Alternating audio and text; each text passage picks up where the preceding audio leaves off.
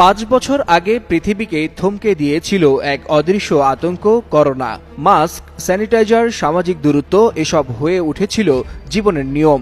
সময়ের সঙ্গে ঝিমিয়ে পড়েছিল সেই তাণ্ডব, কিন্তু নতুন করে আবার বাড়ছে সংক্রমণ।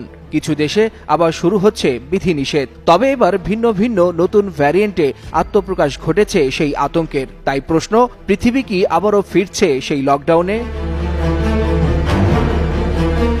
2020 সালে যে করোনা বিশ্বকে গৃহবন্দী করেছিল, সেই আতঙ্কের নতুন রূপ ফিরেছে চীন, জাপান, ইউরোপ, আমেরিকা এবং সিঙ্গাপুর, ভারত, বাংলাদেশ ও মালদ্বীপ সহ দক্ষিণ এশিয়ার বেশ কয়েকটি দেশে। এরই মধ্যে বিভিন্ন দেশে শনাক্ত হয়েছে করোনার নতুন কয়েকটি ভ্যারিয়েন্ট, যা আগের ধরনগুলোর তুলনায় অনেক বেশি সংক্রামক। করোনার শুরুর দিকে বেশি ক্ষতিগ্রস্ত হয়েছিল প্রাপ্তবয়স্ক ও রোগপ্রবণ ব্যক্তিরা। তবে এবার শিশু ও তরুণদের মাঝেও ছড়িয়ে পড়ছে নতুন এই ভ্যারিয়েন্ট।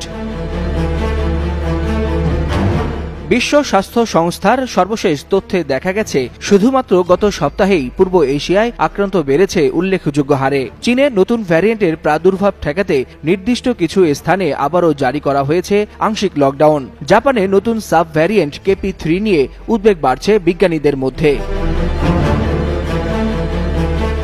বাংলাদেশে এখনও বড় কোনো সংক্রমণের খবর না মিললেও ইমিগ্রেশন ও হাসপাতালগুলোতে সতর্কতা জারি করা হয়েছে।